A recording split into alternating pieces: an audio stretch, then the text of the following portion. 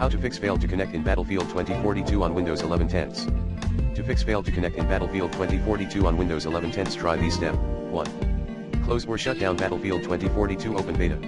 2. Open Windows Task Manager by pressing CTRL plus Shift plus ESC3. Locate then terminate.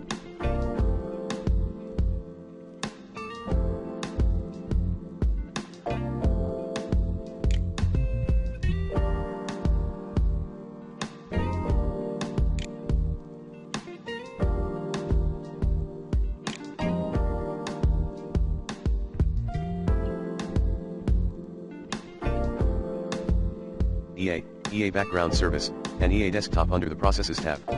4.